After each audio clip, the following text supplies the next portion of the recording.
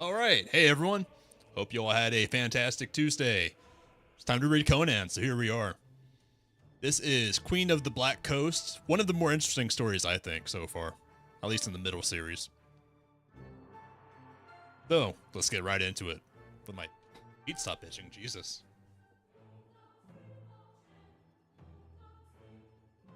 Fire ants or something. I'm good. All right. So, Queen of the Black Coast of Conan the Cimmerian Barbarian by Robert E. Howard.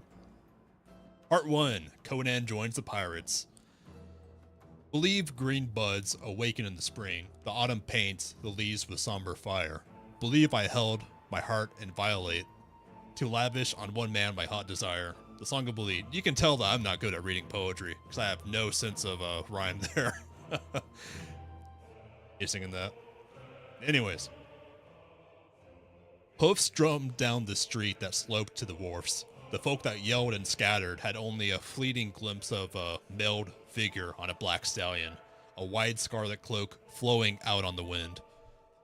Far up the street came the shout and clatter of pursuit, but the horseman did not look back. He swept out onto the wharfs and... Window selected. Cat bar, so it's not having to censor. Uba there. Something about wharfs.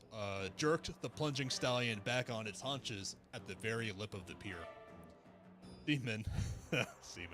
Seamen gaped up at him as they stood to the sweep and striped sail of a high, proud, broad-waisted galley.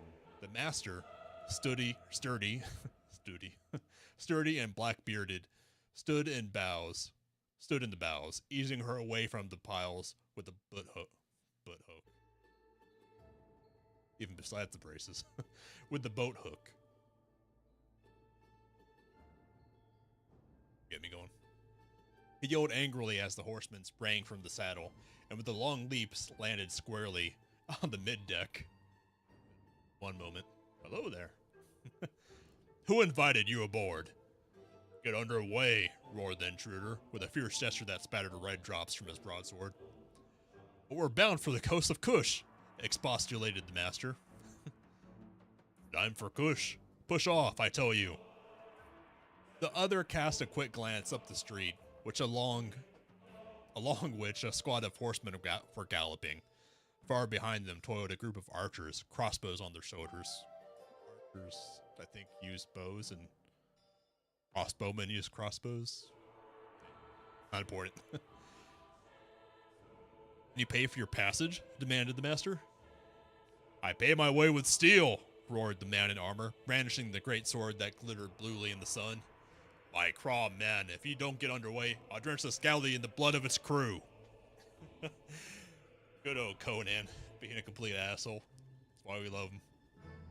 The shipmaster was a good judge of men. One glance at the dark-scarred face of the swordsman hardened with passion, and he shouted a quick order, thrusting strong. My foot is in Christ. What if I just, had an ant in my boot all day? What the hell is going on there? Where was I? Hardened with passion, quick order, piles. There we are. The galley wallowed out into clear waters. The oars began to clack rhythmically. Rhythmically. There we go. Then a puff of wind filled the shimmering sail. The light ship heeled to the gust, then took her course like a swan, gathering headway as she skimmed along. On the wharfs, the riders were shaking their swords and shouting threats, and commands that the ship put bow, and yelling for... This is hard to read. I don't know why. Another one of those sentences that's hard for me to parse. On the wharfs, the riders were shaking their swords and shouting threats and commands that the ship put about. Turn around, I guess. And yelling for the bowmen to hasten before the craft was out of arbalist range. Let them rave, grinned the swordsman hardly. Do you keep her on her course, Master Steerman? That sounds like it should be a question, but it isn't.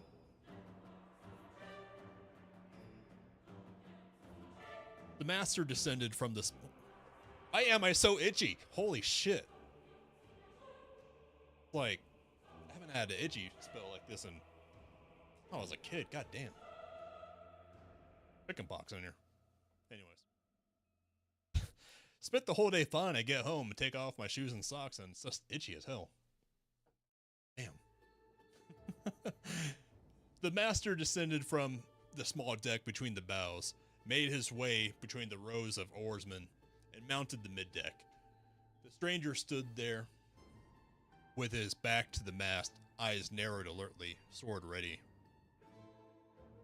The shipman eyed him steadily, careful not to make any move toward the long knife in his belt. He saw a tall, powerfully built figure in a black scale mill hauberk, burnished greaves, and a blue steel helmet, from which jutted bull's horns highly polished. From the male shoulders fell the scarlet cloak, blowing in the sea wind. A broad shagreen belt. What the hell is a shagreen? A broad shagreen belt with a golden buckle held the scabbard of the broadsword he bore. Under the horned helmet, a square-cut black mane contrasted with smoldering blue eyes. They call that a mullet, sir. If we must travel together, said the master, we may as well be at peace with each other. My name is Tito. Tito? Tito? Tito sounds better. My name is Tito, licensed master shipman of the ports of Argos. I am bound for Kush to trade beads and silks and... bleh. Porky pig on this. To trade beads and silks and sugar and brass-hilted swords to the Black Kings for ivory, copra, ore, slaves, and pearls. The swordsman glanced back at the... Porky pig again. Swordsman glanced back at the rapidly receding docks where the figure still just... Jesus Christ, these braces. Get stuck on a single sound like that. Still gesticulating helplessly, evidently having trouble in finding a boat swift enough to overhaul the fast-sailing galley. It's at the top of the roof of my mouth. I have this plastic thing that's the backside of the retainers, and my tongue keeps pushing against it when I try to make a TH or sound like that. Including G's. Still getting used to talking with him. I am Conan, a Cimmerian, he answered. I came into Argos seeking employment, but with no wars forward, there is something to which I might turn my hand. Why do the guardsmen pursue you? Asked Tito. Not that it's my business, but I thought perhaps. I have nothing to conceal, replied the Cimmerian. By Crom, though I have spent considerable time among you civilized people, your ways are still beyond my comprehension. Well, last night in a tavern, a captain in the king's guard offered violence to the sweetheart of a young soldier, who naturally ran him through. But it seems there is some cursed law against killing guardsmen, and the boy and his girl flew away. It was brooded about that I was seen with them, and so today I was hailed into court, and the judge asked me where the lad had gone. I replied that since he was a friend of mine, I could not betray him. Then the court waxed wroth, and that's a nice phrase, waxed wroth. That's classy sounding. And the judge talked a great deal about my duty to the state and society and other things I did not understand, and bade me tell where my friend had flown. By this time, I was becoming wrathful myself, for I had explained my position. But I choked my ire and held my peace, and the judge squalled that I had shown contempt for the court, and that I should be hurled into a dungeon to rot until I betrayed my friend. Flex my neck a little. So then, seeing they were all mad, I drew my sword and cleft the judge's skull. Then I cut my way out of the court, and seeing the high constable stallion tied nearby, I rode for the wharfs, where I thought to find a ship bound for the foreign parts. He's just straight from the beginning going full murder hobo. Well, said Tito hardily, not hardly. The course have fleeced me too often in suits with rich merchants, for me to owe them any love. I have questions to answer if I ever anchor in that port again, but I can prove I acted under compulsion. You may as well put up your sword. We're peaceable sailors, and have nothing against you. Besides, it's as well to have a fighting man like yourself on board. Come up to the poop deck. It's like I'm 10 years old. Poop deck. And we'll have a tankard of ale. Enough, readily responded the Cimmerian, sheathing a sword.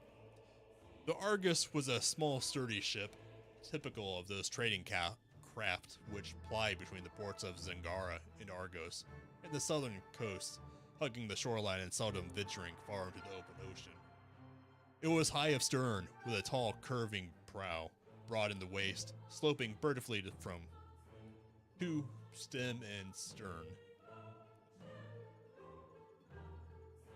It was guided by the long sweep from the poop, and propulsion was furnished mainly by a broad striped silk sail, aided by a jibsail. The oars were for use in tacking out of creeks and bays and during calms. There were 10 to the side, 5 fore and 5 aft of the small middeck. The most precious part of the cargo was lashed under this deck and under the foredeck. The men slept on deck or between the rowers' benches, protected in bad weather by canopies. With 20 men at the oars, 3 at the sweep, and the shipmaster, the crew was complete. Before I'm there.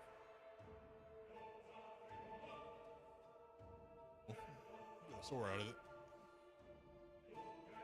But not a sore. Though the Argus pushed steadily southward with consistently fairer weather, the sun beat down from day to day with fiercer heat, and the canopies were run up, striped silken cloths that matched the shimmering sail and shining goatwork on the prow and along the gunwales. Whales? If there's any guns here. They sighted the coast of Shem, long rolling meadowlands with the white crowns of towers and cities in the distance, horsemen with blue-black beards and hooked noses who sat their steeds along the shore and eyed the galley with suspicion. Did not put in their scant profit in trade with those sons of Shem. Nor did Master Tyto pull into the broad bay where the Styx River emptied its gigantic flood into the ocean, and the massive black castles of Kemi loomed over the blue waters. Ships did not put unasked into this port. Dusky sorcerers wove awful spells in the murk of sacrificial smoke mounting eternally from blood-stained altars, where naked women screamed, and were set the old serpent, archdemon of the Hyborians, but god of the Stygians, was said to writhe his shining coils among his worshippers. Conan sentences. Master Tyto gave that dreamy glass-floored bay a wide berth, even when a serpent-prowed gondola shot from behind a castellated point of land. A naked, dusky woman with great red blossoms in their hair stood and called to his sailors, and posed and postured brazenly, putting out the welcome mat. Now with no more shining towers rose inland. They had passed the southern borders of Stygia, and were cruising along the coast of Kush. Sea and the ways of the sea were never-ending mysteries to Conan, whose homeland was among the high hills of the northern uplands. The Wanderer was no less of interest to the sturdy seamen, few of whom had ever seen one of his race.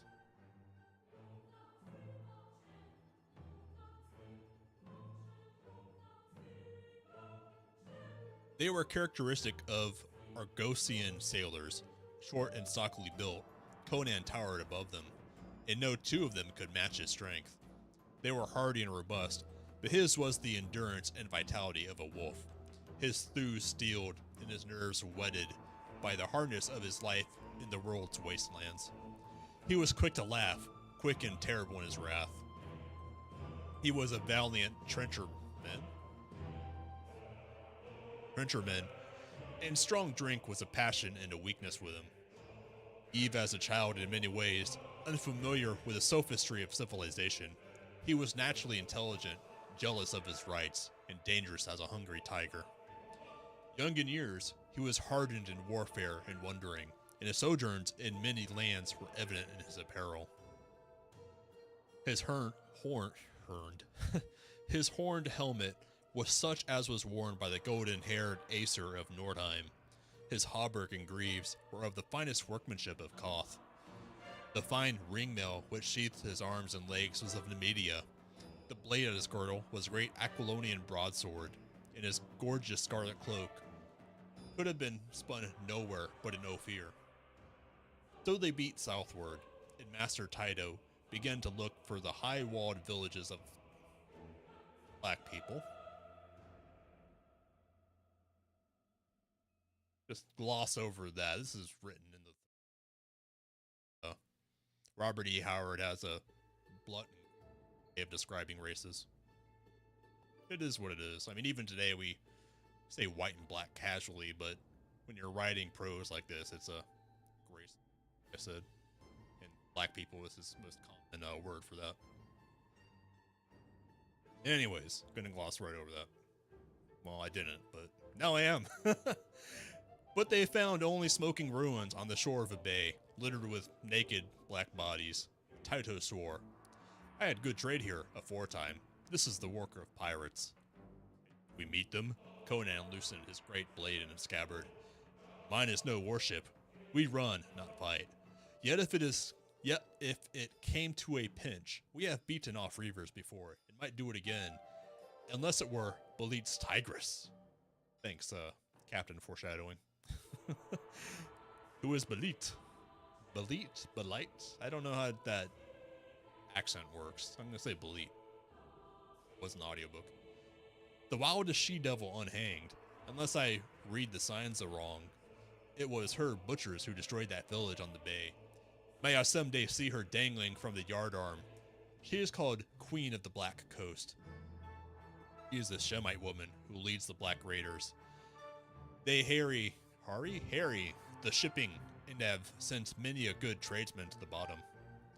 From under the poop deck, Taito brought out coated jerkins, steel caps, bows, and arrows. "Little use to resist if we're run down," he grunted, "but it wraps the soul to give up life without struggle." Yeah. Again, the way he describes races can be... It's great stories otherwise, but... And ran in the 30s. It was just a sunrise when the lookout shouted a warning. Around the long point of an island off the starboard bow glided a long, lethal shape, a slender serpentine galley, with a raised deck that ran from stem to stern. 40 oars on each side drove her swiftly through the water, and the low rail swarmed with the naked blacks that chanted and clashed spears on oval shields. I wonder if that's a Zulu reference. Was Zulu a thing back then? Was it like a play or a story before the movies? I mean, it was a real event. It was just African. Tribal. Kingdoms, princedoms. Yeah, because the Zulus were led by a prince, if I remember right. Because there's the, I can't remember the name of the song, but something about the... Oh, it's a Sabaton song where the prince was offended, so something. That prince was the Zulu prince, who then attacked the British colony there. I went completely off track there. Where was I? From the masthead floated a long crimson pennon. No idea what a pennon is. "Belit!" yelled Taito, paling. Yare! Put her about, into that creek mouth. If we can beach her before they run us down, we have a chance to escape with our lives." So, veering sharply, the Argus ran for the line of surf that boomed along the palm-fringed shore. Taito, striding back and forth, exhorted the panting rowers to greater efforts. The master's black beard bristled, his eyes glared. "A bow," requested Conan. "It's not my idea of a manly weapon, but I have learned archery among the Hyrcanians. And it will go hard if I can't feather a man or so on yonder deck." Standing on the poop, you watch the serpent-like ship skimming lightly over the waters. Landsman though he was, it was evident to him that the Argus would never win that race. Already, arrows arching from the pirate's deck are falling.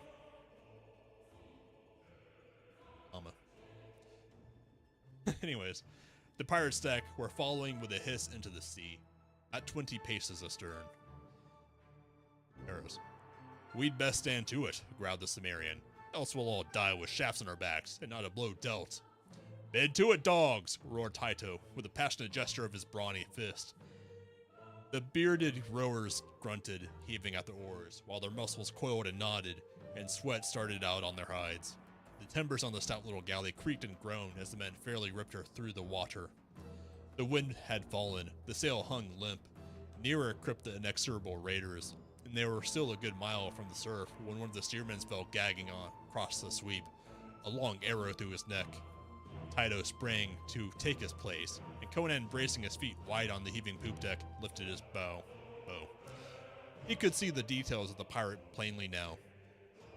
The rowers were protected by a line of raised mantelets along the sides, but the warriors dancing on the narrow deck were in full view. These were painted and plumed, and mostly naked, brandishing spears and spotted shields. Yeah, that's the Zulu imagery there. African is what I know that of, or Zulu in Africa is what I know that as from the movie. On the raised platform in the bows? The word means different things, but it's used interchangeably in the same paragraphs, and it's driving me up the wall.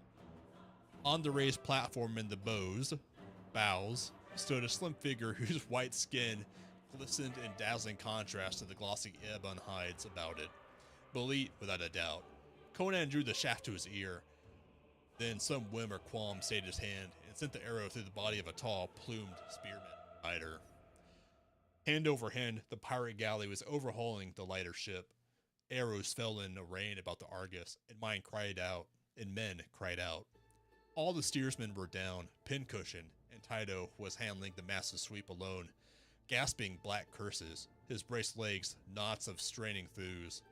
Then, with a sob, he sank down, a long shaft quivering in his sturdy heart. The Argus lost headway and rolled in the swell. The men shouted in confusion, and Conan took command in characteristic fashion. "Up, lads," he roared, loosing with a vicious twang of cord. "Grab your steel and give these dogs a few knocks before they cut our throats. Useless to bend your backs anymore. They'll board us ere you can row another 50 paces." In desperation, the sailors abandoned their oars. Conan is such a badass. In desperation, the sailors abandoned their oars and snatched up their weapons. It was valiant, but useless. They had time for one flight of arrows before the pirate was upon them. With no one at the sweep, the Argus rolled broadside, and the steel-beaked prow of the raider crashed into her midship. Grappling irons crunched into the side. From the lofty gunwales, the black pirates drove down a volley of shafts that tore through the quilted jackets of the doomed sailormen, then sprang down spear in hand to complete the slaughter. On the deck of the pirate ship, not a pirate person. On the deck of the pirate ship lay a half-dozen bodies in earnest of Conan's archery. The fight of the Argus was short and bloody. The stocky sailors, no match for tall barbarians, were cut down to a man. Elsewhere, the battle had taken a peculiar turn. Conan, on the high-pitched poop, was on a level with the pirate's deck. As the steel prow slashed into the Argus, he braced himself and kept his feet under the shock, casting away his bow. A tall corsair, bounding over the rail, was met in midair by the Cimmerian's greatsword, which sheared him cleanly through the torso, so that his body fell one way and his legs another. Awesome! Badass! Cut in twain. Then, with a burst of fury that left a heap of mangled corpses along the gunwales, Conan was over the rail and on the deck of the Tigris.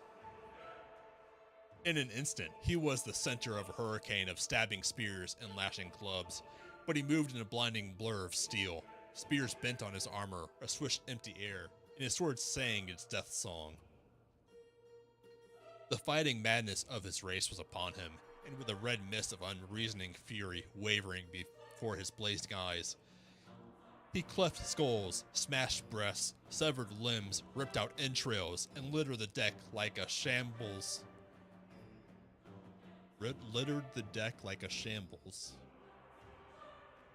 Yeah. With a ghastly harvest of brains and blood. Just badass. Robert E. Howard knows how to write action when he wants to. Action. Bit of a twang there. Invulnerable in his armor, his back against the mast, he heaped mangled corpses at his feet until his enemies gave back, panting and raging. Then, as they lifted their spears to cast them, he tensed himself to leap and die in the midst of them. A shrill cry froze the lifted arms. They stood like statues, the black giants poised for the spear casts. The mailed swordsman with his dripping blade. Some water.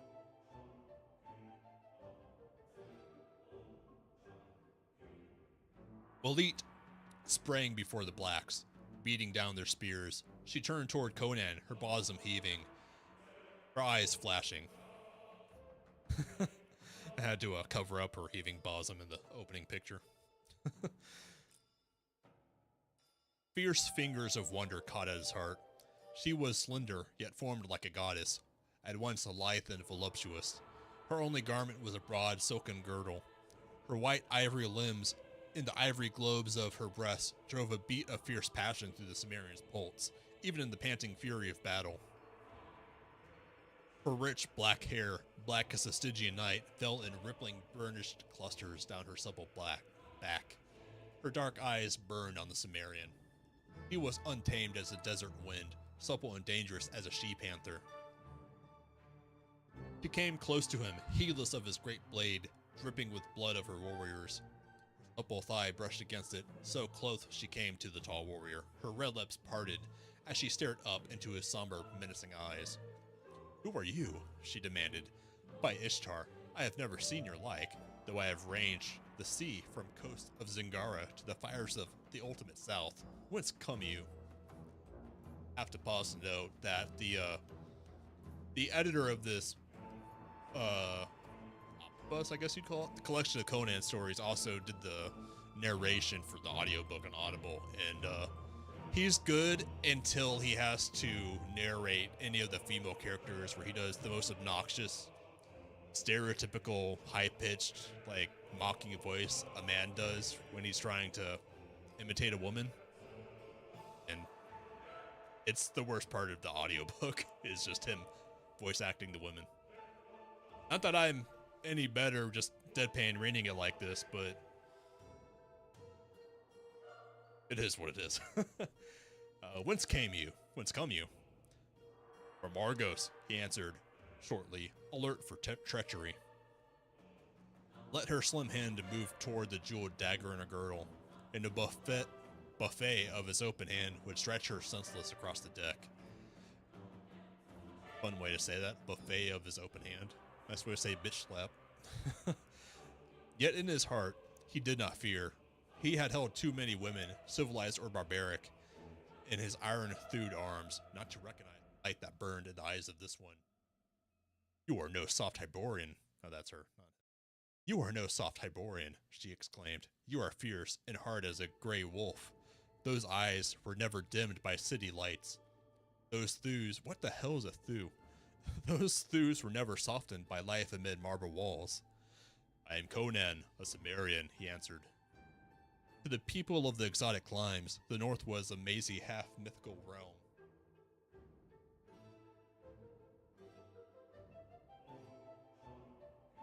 People with ferocious, blue-eyed giants who occasionally descended from their icy fastnesses with torch and sword.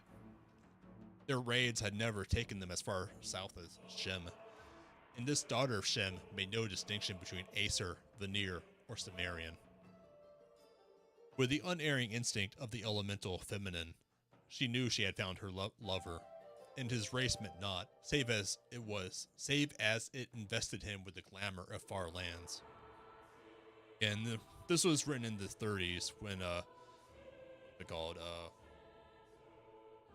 the word for it, ethnic nationalism, was the hot trendy thing back then. When given the chance, Robert E. Howard writes prose about races and such. Thankfully, most of the time it's kept under the hood of the story. It's just random times like this it pops up. Farlands. "I am Belit," she cried, as one might say, "I am queen." "Look at me, Conan," she threw wide her arms. "I am Belit, queen of the Black Coast. Oh, tiger of the north, you are cold as the snowy mountain which bred you. Take me and crush me with your fierce love." Okay. "Go with me to the ends of the earth and the ends of the sea. I am a queen by fire and steel and slaughter. Be thou my king. Just dropping her panties at first sight. Goddamn. His eyes swept the blood-stained ranks, seeking expressions of wrath or jealousy. He saw none. The fury was gone from these ebon faces. He realized that to these men, Belit was more than a woman, a goddess whose will was unquestioned. He glanced at the Argus, wallowing in the crimson sea wash, heeling far over, her decks awash, held up by the grappling irons. He glanced at the blue-fringed shore, at the far green hazes of the ocean, at the vibrant figure which stood before him. Barrack's soul stirred within him. To quest these shining blue realms with that white-skinned young tiger cat. To love, laugh, wonder, and pillage. I'll sail with you, he grunted, shaking the red drops from his blade. Ho in Yaga. Okay. Her voice twanged like a bowstring. Fetch herbs and dress your master's wounds. Oh, and Yaga must have been a name. Got it. The rest of you bring aboard the plunder and cast off. As Conan... lost my breath there.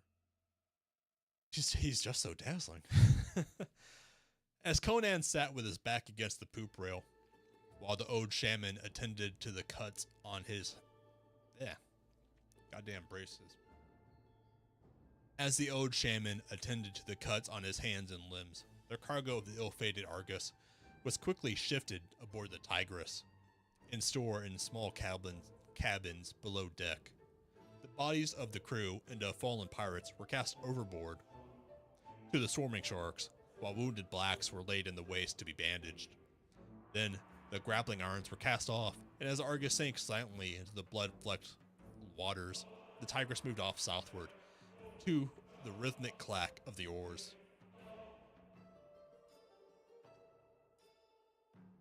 As they moved over that glassy blue deep, Belit came to the poop. Her eyes were burning like those of a she-panther in the darkness as she tore off her ornaments. Her sandals and her silken girdle, and cast them at his feet. Again, just dropping her panties straight away. Rising on tiptoe, arms stretched upward, a quivering line of naked white, she cried to the desperate horde. Wolves of the blue sea, behold ye now the dance, the mating dance of Belit, whose fathers were kings of Ascalon. Robert E. Howard sure knew how to write romance, man. He's a romantic at heart. And she danced, like the spin of a desert whirlwind. Yeah, it's hard to say that with braces. Spin of a desert whirlwind. Like the leaping of a quenchless flame, like the urge of creation and the urge of death. Her white feet spurned the blood-stained deck, and dying men forgot death as they gazed frozen at her. Then, as the white stars glimmered through the blue velvet dusk, making her whirling body a blur of ivory fire, with a wild cry, she threw herself at Conan's feet, and the blind flood of the Cimmerian's desire stripped all else away. As he crushed her panting form against the black plates of corsellated, I thought that was going somewhere different. Against the black plates of his corsellated, that meant to say his armor, but corsellated is a word there. Part 2, or do this part and save the other half for Thursday. Part 2, the Black Lotus. Always with the lotus. In that dead citadel of crumbling stone, her eyes were snared by the unholy sheen, and curious madness took me by the throat, as of a rival lover thrust between. I'll go Belit. Belit? That's a fun word to say, actually. Fun name. Tigris, the crack in there. The Tigris ranged the sea, and black villages shuddered. Toms beat in the night, with a tale that the she-devil of the sea had found a mate, Iron Man whose wrath was as that of a wounded lion, and survivors of butchered Stygian ships named Belit with curses. And and a white warrior with fierce blue eyes. So the Stygian princes remembered this man long and long, and their memory was a bitter tree which bore crimson fruit in the years to come. Cool metaphor. Bitter tree with crimson fruit. Metaphor, man. But heedless as a vagrant wind, the Tigress cruised the southern coasts until she anchored at the mouth of a broad sullen river whose jungle-clouded walls of mystery. This is the river Zarkiba, which is death, said Belit. Waters are poisonous. See how dark and murky they run? Only venomous reptiles live in that river. Black people shun it. Once a Stygian galley, fleeing from me, fled up the river and vanished. I anchored in this very spot, and days later, the galley came floating down the dark waters, its decks blood-stained and deserted. Only one man was on board, and he was mad and died gibbering. The cargo was intact, but the crew had vanished into silence and mystery. My lover, I believe there is a city somewhere on that river. I have heard tales of giant towers and walls glimpsed afar off by sailors who dared to go part way up the river. We fear nothing, Conan. Let us go and sack that city. But she's a pretty good waifu. Pirate waifu, I dig it. Conan agreed. He generally agreed to her plans. Hers was the mind that directed their raids, his the arm that carried out her ideas. It mattered little to him where they sailed or whom they fought, so long as they sailed and fought. He found the life good. Battle and raid had thinned their crew. Only some 80 spearmen remained, scarcely enough to work the long galley. But Belit would not take time to make the long cruise southward to the island kingdoms where she recruited her buccaneers. She was afire with eagerness for her latest venture. So the Tigress swung into the river mouth, the oarsmen pulling strongly as she breasted the broad current. They rounded the mysterious bend that shut out the sight of the sea, and sunset found them forging steadily against the sluggish flow, avoiding sandbars where strange reptiles coiled. Not even a crocodile did they see, nor any four-legged beast or winged bird coming down to the water's edge to drink. On through the blackness that preceded moonrise they drove, between banks that were solid palisades of darkness. Whence came mysterious rustlings and stealthy footfalls, and the gleam of grim eyes. And once an inhuman voice was lifted in awful mockery, the cry of an ape, Belit said, adding that the souls of evil men were imprisoned in these man-like animals as punishment for past crimes. But Conan doubted, for once, in a goad-barred cage in an Hyrcanian city. He had seen an abysmal, sad-eyed beast, which men told him was an ape. There had been naught of the demoniac malevolence which vibrated in the shrieking laughter that echoed from the black jungle. Then the moon rose, a splash of blood, ebony barred, and the jungle awoke in horrific bedlam to greet it. Roars and howls and yells set the black warriors to trembling, but all this noise, Conan noted, came from farther back in the jungle, as if the beasts, no less than men, shunned the black waters of Zarkiba. Rising above the black denseness of the trees and above the waving fronds, the moon silvered the river, and their wake became a rippling scintillation of phosphorant bubbles that widened like a shining road of bursting jewels. The oars dipped into the shining water and came up sheathed in frosty silver. The plumes on the warriors' headpieces nodded in the wind, and the gems on sword hilts and harness sparkled frostily. The cold light struck icy fire from the jewels in Belit's clustered black flocks as she stretched her lithe figure on a leopard skin throne on the deck. Weird sentence for me to say. Hard to parse. Supported on her elbows, her chin resting on her slim hands. She gazed up into the face of Conan, who lounged beside her, his black mane, his black mullet, stirring in the faint breeze. Leet's eyes were dark jewels in the moonlight. Mystery and terror are about us, Conan, and we glide into the realm of horror and death, she said. Are you afraid? A shrug of his mailed shoulders was the only answer. I am not afraid of either, she said meditatively, as Robert E. Hart is paid by the adjective. I was never afraid. I have looked into the naked fangs of death too often. Conan, do you fear the gods? I would not tread in their shadow, answered the barbarian conservatively. Some gods are strong to harm, others to aid. At least so say their priests.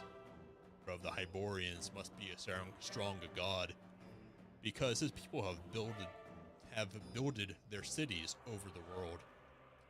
Even the Hyborians fear Set, and Bel, god of thieves, is a good god. When I was a thief in Zamora, I learned of him. What of your own gods? I've never heard you call on them. Chief is Crom. He dwells on a great mountain. What use to call on him? Little he cares if men live or die. Better to be silent than to call his attention. He will send you dooms, not fortune. He is grim and loveless, but at birth he breathes power to strive and slay into a man's soul. What else shall men ask of the gods? Badass. Cimmerian barbarians, man. But what of the worlds beyond the river of death? She persisted. There is no hope here or hereafter in the cult of my people, answered Conan. This world, men struggle and suffer vainly, finding pleasure only in the bright madness of battle. Dying, their souls enter a gray, misty realm of clouds and icy winds to wander cheerlessly throughout eternity. That actually reminds me of the Babylonian mythology of their afterlife. Not cold and icy, but if I remember right, Babylonian afterlife was gray and dreary and just kind of shitty. Like a crappy limbo. Like limbo, but just crappy enough to annoy you, is what I remember from that mythology. Oh, what was that? Balit shuddered. Life, bad as it is better than such a destiny. What do you believe, Conan? He shrugged his shoulders. I have known many gods. He who denies them is as blind as He who denies them is as blind as he who trusts them too deeply. I seek not beyond death. It may be blackness averred by the Numidian skeptics, Brahm's realm of ice and cloud, or the snowy plains and vaulted halls of Nordheimer's Valhalla. I know not, nor do I care. Let me live while I live. Let me know the rich juices of wines on my palate, the hot embrace of white arms, the mad exultation of battle, when the blue blades flame in crimson. I am content. Let teachers and priests and philosophers brood over questions of reality and illusion.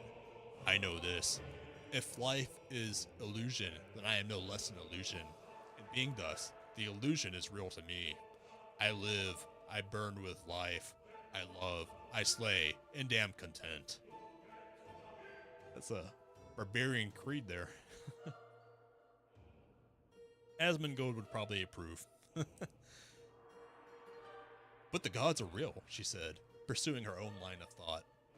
And above all are the gods of the Shemites, Ishtar and Ashtoreth, and Dorkito and Adonis.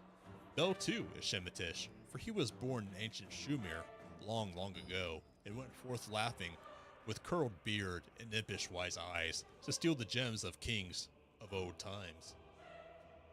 There is life beyond death, I know, and I know this too, Conan of Cimmeria. She rose lithely to her knees and caught him in a pantherish embrace. My love is stronger than any death. I have lain in your arms, panting with the violence of our love. You have held and crushed and conquered me, drawing my soul to your lips with the fierceness of your bruising kisses. My heart is welded to your heart. My soul is part of your soul. Were I still in death and you fighting for your life, I would come back from the abyss to aid you. Aye, whether my spirit floated with the purple sails on the crystal sea of paradise, or writhed in the molten flames of hell, I am yours, and all the gods and all their eternities shall not sever us. always dropping her panties for him. Which, fair enough, it is Conan. A scream rang from the lookout in the bows. Bows? In the bows. Thrusting Belit aside. He just got a full-blown confession. He's like, oh, get out of my face. Thrusting Belit aside, Conan bounded up, his sword a long silver glitter in the moonlight, his hair bristling at what he saw, mullet on end. The black warrior dangled above the deck, supported by what seemed a dark, pliant tree trunk arching over the sail. Then he realized that it was a gigantic serpent which had writhed its glistening length side of the bow, and gripped the luckless warrior in its jaws. Its dripping scales shone leprously in the moonlight. Adjective works there. Because leprously is like when your limbs are falling. What does that have to do with scales on a snake? Shedding? In the moonlight, as it reared its form high above the deck, while the stricken man screamed and writhed like a mouse in the fangs of a python, which I mean, kind of roll there. Conan rushed into the bows and, swinging his great sword, hewed nearly through the giant trunk, which was thicker than a man's body. Blood drenched the rails as the dying monster swayed far out, still gripping its victim, and sank into the river, coil by coil, lashing the water to bloody foam, in which man and reptile vanished together. Thereafter, Conan kept the lookout watch himself, but no other horror came crawling up from the murky depths, and as dawn whitened over the jungle, he sighted the black fangs of towers jutting up among the trees. He called Belit, who slept on the deck, wrapped in a scarlet cloak. And she sprang to his side, eyes blazing. Her lips were parted to call order to her warriors to take up bow and spears. Fucking bow, man. Word. Then her lovely eyes widened. It was but the ghost of the city on which they looked when they cleared a jutting jungle. Parsing. It was but the ghost of a city on which they looked when they cleared a jutting, jungle-clad point and swung in toward the incurving shore. Need a comment there or something. Weeds and rank river grass grew between the stones of broken piers and shattered paves that had once been streets and spacious plazas and broad courts. From all sides except that toward the river, the jungle crept in, masking fallen columns and crumbling mounds with poisonous green. Here and there, buckling towers reeled drunkenly. Morning sky and broken pillars jutted up among the decaying walls. In the center space, a marble pyramid was spired by a slim column. On its pinnacle sat or squatted something that Conan supposed to be an image. Keen eyes detected life in it. It is a great bird, said one of the warriors standing in the bows. It is a monster bat, insisted another. Ape, said Belit. Just then, the creature spread broad wings and flapped off into the jungle. Winged ape, said old Nyaga, uneasily. Better we had cut our throats than come to this place. It is haunted. Belit mocked at his superstitions and ordered the galley run inshore and tied to the crumbling wharfs. She was the first to spring ashore, closely followed by Conan, and after them trooped the ebon-skinned pirates, white plumes waving in the morning wind, spears ready, eyes rolling dubiously at the surrounding jungle. Over all brooded a silence as sinister as that of a sleeping serpent. Belit posed picturesquely among the ruins, the vibrant life in her lithe figure contrasting strangely with the desolation and decay about her. The sun flamed up slowly, sullenly, above the jungle, flooding the towers with a dull gold that left shadows lurking beneath the tottering walls. Belit pointed to a slim round tower that reeled on its rotting base. A broad expanse of cracked grass-grown slabs led up to it, flanked by fallen columns, and before it stood a massive altar. Belit went swiftly along the ancient floor and stood before it. This was the temple of the Old Ones, she said. Look, you can see the channels for the blood along the sides of the altar, and the rains of 10,000 years have not washed the dark stains from them. The walls have all fallen away, but this stone block defies time and the elements. Who were these Old Ones? Demanded Conan, wringing her slim hands helplessly. She spread her slim hands helplessly. Look at the handholds on either end of the altar. Priests often conceal their treasure beneath the altars. 4 of you, lay hold and see if you can lift it. She stepped back to make room for them, glancing up at the tower, which loomed drunkenly above them. 3 of the strongest blacks had gripped the handholds, cut into the stone curiously, unsuited to human hands. When Belit sprang back with a sharp cry, they froze in their places, and Conan, bending to aid them, wheeled with a startling curse. Snake in the grass, she said, backing away. Come slay it. The rest of you, bend your backs to the stone. Conan came quickly toward her, another taking his place. As he impatiently scanned the grass for the reptile, the giant blacks braced their feet, grunted and heaved with their huge muscles coiling and straining under their ebon skin. The altar did not come off the ground, but it revolved suddenly on its side, and simultaneously, there was a grinding rumble above, and the tower came crashing down, covering the 4 black men with broken masonry.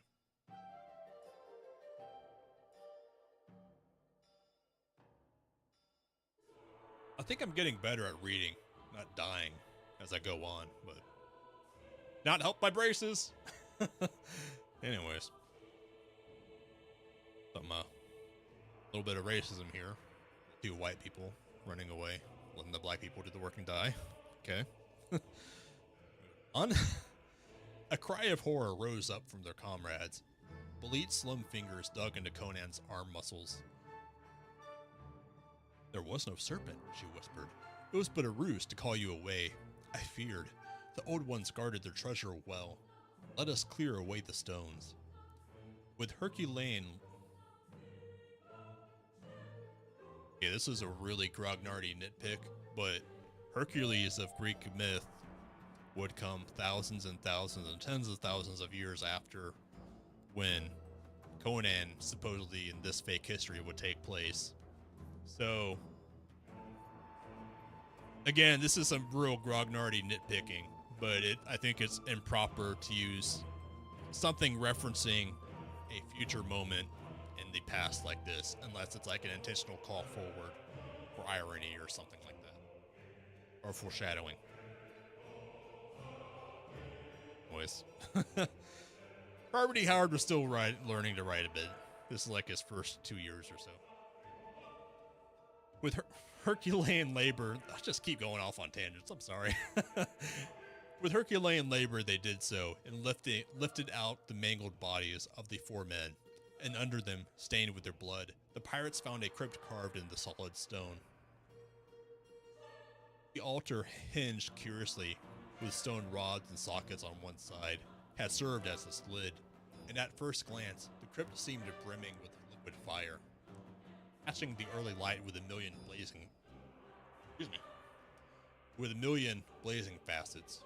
Undreamable wealth lay before the eyes of the gaping pirates. Diamonds, rubies, bloodstones, sapphires, turquoises, moonstones, opals, emeralds, amethysts, known gems, like the eyes of evil women. Misogyny maybe there. The crypt was filled to the brim with bright stones that the morning struck into lambent flame. Ambient? I heard that word before. With lambent flame. With a cry, Belit dropped to her knees among the blood-stained rubble on the brink and thrust her white arms shoulder deep into that pool of... I think she would like just jam her wrists and hurt herself to it. Not liquid, it's a bunch of solid objects. Sharp. Anyways. Shoulder deep into that pool of splendor, He withdrew them, clutching something that brought another cry to her lips, a long string of crimson stones that were like clots of frozen blood strung on a thick gold wire. Their glow, the golden sunlight, changed to bloody haze. Belit's eyes were like a woman's in trance. The Shemite soul finds light drunkenness and riches and material splendor.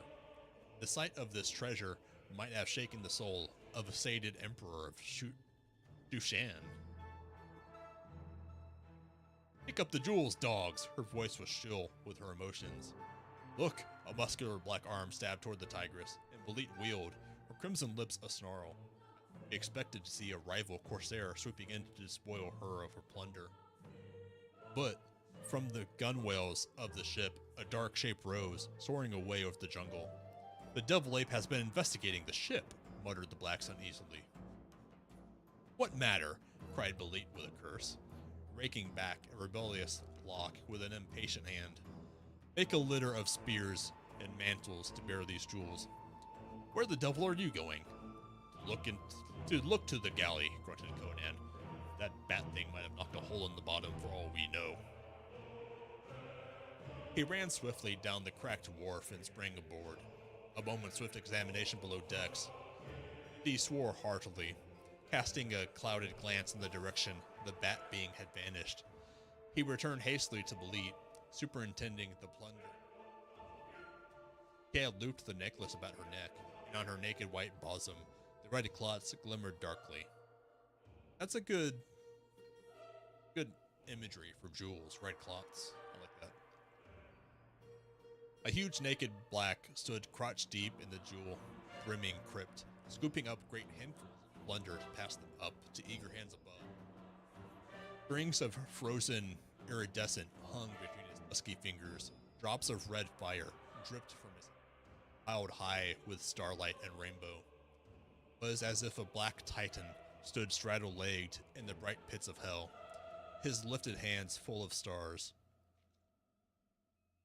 That flying devil has staved in the water casks, said Conan. If we hadn't been so dazed by these stones, we'd have heard the noise. We were fools not to have left a man on guard. Can't drink this river water. I'll take 20 men and search for fresh water in this jungle. She looked at him vaguely, in her eyes the blank blaze of her strange passion, her fingers working at the gems on her breast. Very well, she said absently, hardly heeding him. I'll get the loot aboard. The jungle closed quickly about them, changing the light from gold to gray. From the arching green branches, creepers dangled like pythons. The warriors fell into single file, creeping through the primordial twilights like black phantoms, following a white ghost. Underbrush was not so thick as Conan had anticipated. The ground was spongy. Away from the river, it sloped gradually upward. Deeper and deeper they plunged into green, waving depths, and still there was no sign of water, either running stream or stagnant. Either there. Nitpicking. Conan halted suddenly, his warriors freezing into basaltic statues. Asshole comes from lava. No tangent. Keep going. In the tense silence that followed, the Cimmerian shook his head irritably. Go ahead, he grunted to sub-chief Aura. March straight on until you can no longer see me, and stop and wait for me. I believe we're being followed. I heard something. Blacks shuffled their feet uneasily, as they were told. As they swung onward, Conan stepped quickly behind a great tree, glaring back along the way they had come. From that leafy fastness, anything might emerge. Nothing occurred. The faint sounds of the marching spearmen faded in the distance. Conan suddenly realized that the air was impregnated with an alien and exotic scent. Something gently brushed his temple. He turned quickly. From a cluster of green, curiously leafed stalks, great black blossoms nodded at him. None of these had touched him. They seemed to beckon him, to arch their pliant stems toward him. They spread and rustled, though no wind blew. Recoiled, recognizing the Black Lotus, whose juice was death, whose scent brought dream-haunted slumber. But he already felt a subtle lethargy stealing over him. He sought to lift his sword, to hew down the serpentine stalks, but his arm hung lifeless at his side. He opened his mouth to shout to his warriors. Only a faint rattle issued. The next instant, with appalling suddenness, the jungle waved and dimmed out before his eyes. Oh, I lost my place there. Dimmed out before his eyes. He did not hear the screams that burst out awfully, not away, as his knees collapsed, letting him pitch limply to the earth. Above his prostrate form, the great black blossoms nodded in the windless air. Alright, that was part 1 and 2 of Queen of the Black Coast. Gonna continue this on Friday for the latter half of it, next 10 pages or so. Tomorrow, I think I will be playing something different. Obvious choice would have been to continue Crookmaster, but I've been doing so much fantasy lately, between world building and that, focusing on necromancy yesterday. I'm going to try out this game called Jetlancer, which looks pretty cool. I'm not sure if it's a side-scrolling game like Lufthansa's was. Something about jets and planes and shooting stuff. Should be cool. So I will see you all at 1:30 tomorrow, Wednesday night. Have a great Wednesday, everyone.